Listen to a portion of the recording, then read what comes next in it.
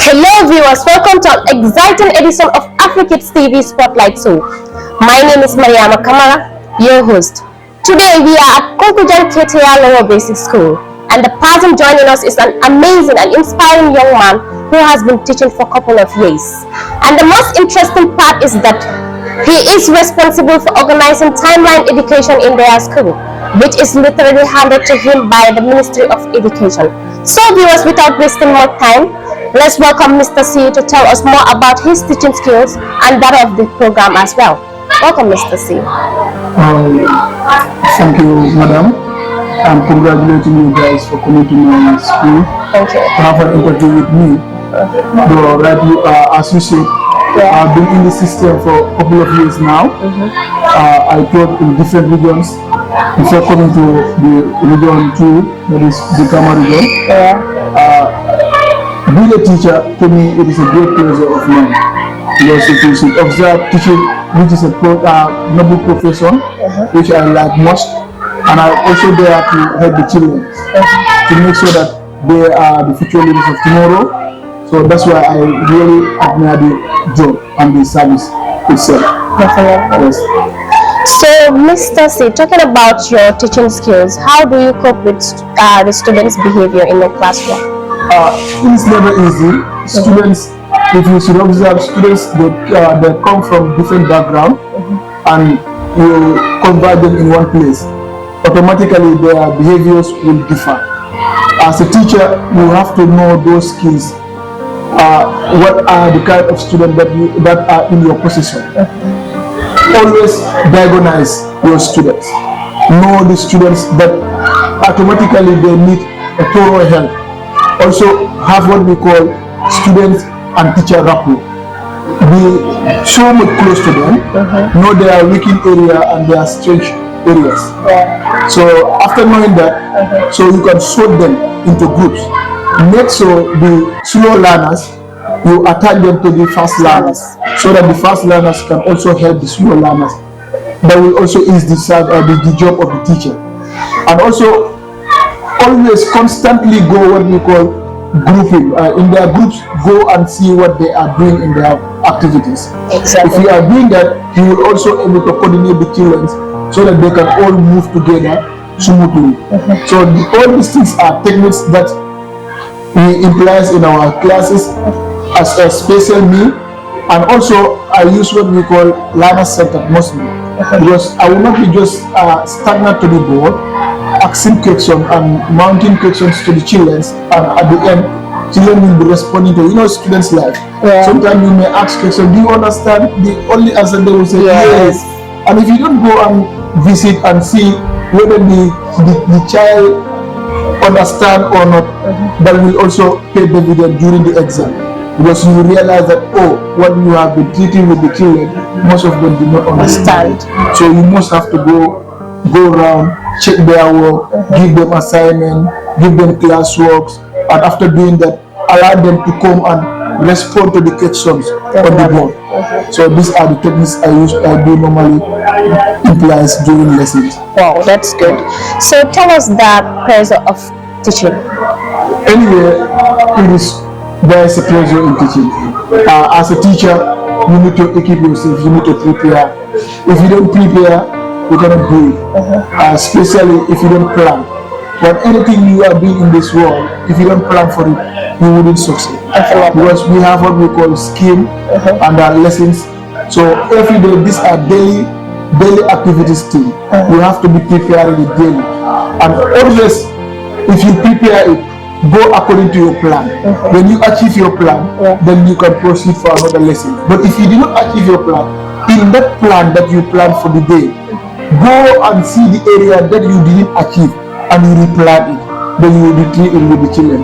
That is also a pleasure, because every day writing and every day planning is not easy. Also in the classroom, especially public schools, is always compact. You see a class containing of at least 50 to 60 students. We have furniture's problem, so it's always not easy as a teacher. And also with that high number of students, you need to give them classwork, attending to those classwork, mark their books, and see their areas of weakened areas, so that you can treat it with them, it's never an easy work because you have to go table by table, know the children themselves, the work that they are doing in their textbooks. Also, the exercise book is always a problem. Also, textbooks are always also giving us problem. You know, you go to schools, it is not easy for the children to be given enough textbooks. At least you will see 2 or 3 children sharing a textbook, which is always a difficulty to us because the students they themselves, when sharing those books, sometimes others we may not have the books. We don't have enough textbooks. So this is also a problem that we are encountering.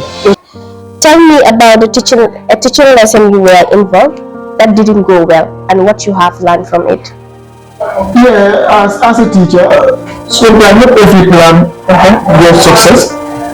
Sometimes you may plan a lesson and due to certain condition you might not complete the lesson, or you might also plan a lesson and you realize that the students, their level of understanding or comprehension to that particular lesson is very slow, and you should be just after your planning, but you have to go according to your planning, then you go to the level of the children. So it has been happening to me, but not often to me, but then sometimes it will happen to me. When I encounter a situation like that, I always make sure that I refer myself back to the level of the children, then I will take it back with them. Anyway, it don't normally happen to me often, but sometimes it will occur. When it occurs, I will go home, sit down, replan myself, then during the lesson or the lesson that I have created, I will know the area where I should emphasize more for the children. So that will help me to equip myself very well. Amazing. Please kindly describe your teaching skills. Anyway, my teaching skills is all about learning centered. I use the student most often. Then I have what we call teacher-student interaction, and also I always use a system where if the student themselves somehow slumbering or tired, I doing an activities whereby I would drag their attention towards me. I would in fact use in my time at least 3 to 5 or 4 minutes to drag their attention by telling them stand up, we clear an activity whereby a little sort of exercise, or also give them at least 1 or 2 lines so that their mind can come back. After doing that, then I will call their attention towards me, then we continue what we are doing. Indeed, teachers are second parents as well. Well, viewers, that was quite interesting and short. Let's just have a break for now. Stay on tune, we'll be right back.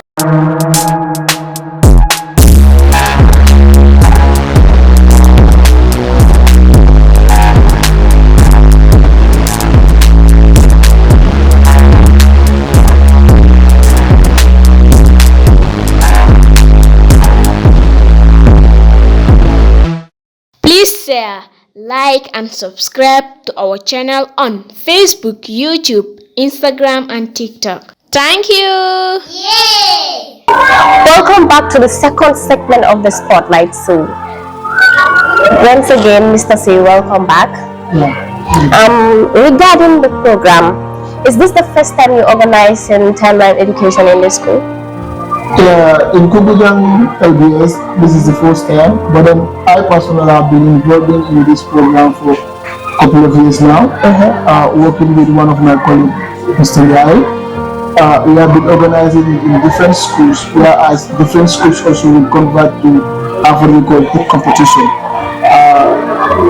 As I'm speaking, we have another one in Nema Brikama, whereby 6 to 7 schools will go there to compete on that particular day. And timeline education is something that we have to do what we call concrete teaching aids. In the classroom, we normally discuss some topics, whereas there are teaching aids, but we may not have access to them, or we will not have that enough time to play with them or to display them for the children because due to the time frame. Timeline education now, we deem it necessary that we go to schools, organize these educational debates, spelling, poetry, mining, cultural dance, as far as if you look into the, let's assume SES, we have what we call, this area, the earliest people in the Gambia. Our culture, if you should observe, most of our students now, they don't know their culture. But then when we organize this timeline education, we go to school, sensitize them, play this or dramatize it, then the students will know actually the tribe that they are from or the culture that they should put on.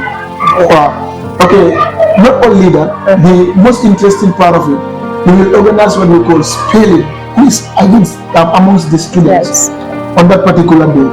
And timeline education have now helped us because that very day we will display materials whereby if you should tell people, cutlass, what is their use, and at the end people or the children will know as a word, but they will not know it as physically. So that particular day we will present a hoe, a cutlass, a rake, all those materials that are needed during embarking on agriculture. We will make sure display them in the day of the program, and we will tell them what they are used for and their uses. So timeline education is very helpful to the students and this ministry itself generally. Indeed, it is very good. So how do you manage a team of people during the program? It's never easy. Managing people is never easy, but it's all about pacing. If you are patient, you will be able to do it. Sometimes you may see that when we are organizing in schools, we encounter a lot of difficulties because identifying students.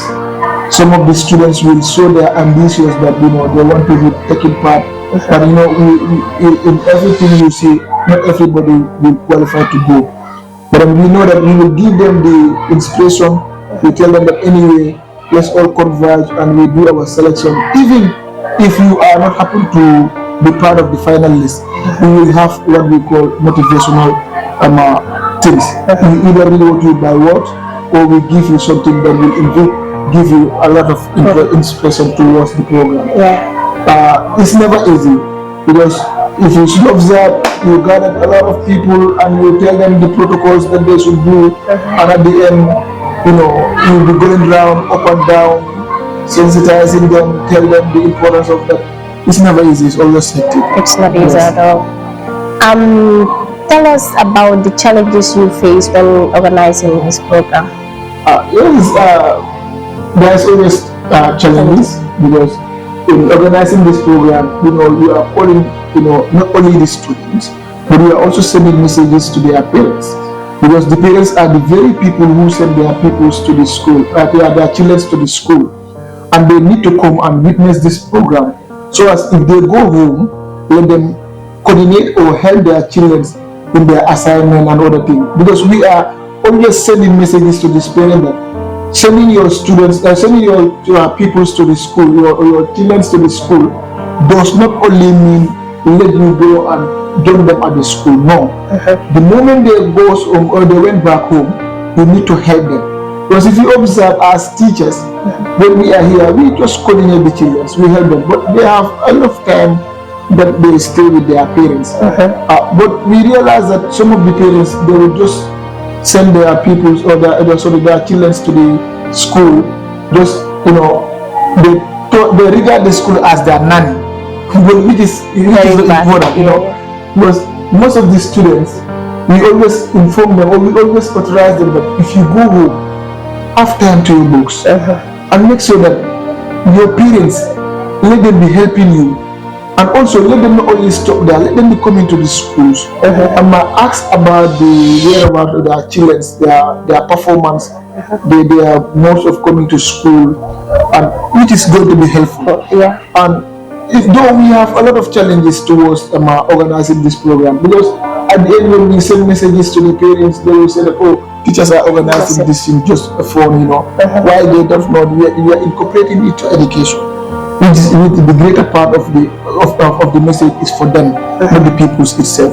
We are always using it to target the parents, to sensitize them so that they will know the importance of sending their children to school.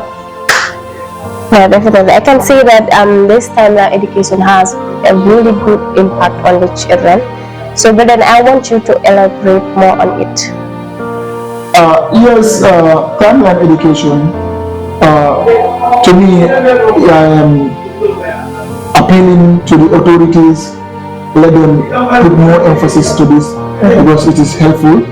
Because I realize that it gives children the courage to start in a mix of people or at a platform to deliver messages that their parents will benefit of and their colleagues also. Because if you observe the day of the program, you will see students will come and read touching poems, and they will also send powerful messages to to their colleagues and the entire people that gathered in that midst. So which is very important.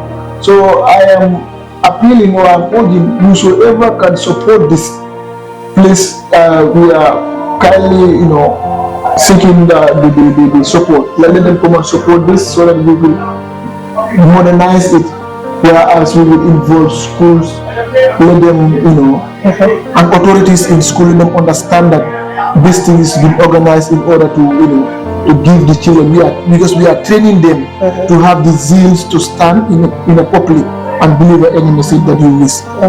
Yes, so let them support us with that, which is helpful to the children's eyes. So what advice do you give to the young teachers and that of the people who are organizing timeline education in their school as well? I am giving my advice to that. Let them just keep pacing. Let them understand that there is no much reward in it. The reward that I am, the aspect or the area that I want to elaborate is maybe probably we young teachers, most of the teachers will say that okay, anyway, we have been organizing this, but we are not being motivated. We should be giving this. But what we should remember that we are doing this in order to help the children, because these children are the future leaders of tomorrow. The moment you give them the zeal and the courage to speak in crowd, tomorrow, whenever they are handed a position, they wouldn't find it difficult to elaborate at anything that they wish.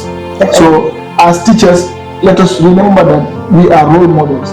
We are the second parents to the children. Their first parents are at home.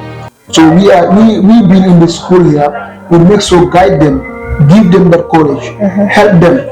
We know that teaching is a noble profession. Though even if we are not paid the amount that we deserve, but then God will reward us. It is a noble profession. Teacher definitely will serve as a parent. It's just serve like a parent, because there is nothing like we don't earn nothing towards the children, but what we are going to earn is just to deliver what we are sent for. We are sent to the schools to deliver, and we have a bonding with the government that we are going to participate to our fullest. We will do what is expected by us. So, and as teachers, young teachers, I am holding them. Let them have the sacrifice. If we have a good students in a nation, then we will have a better nation in the future.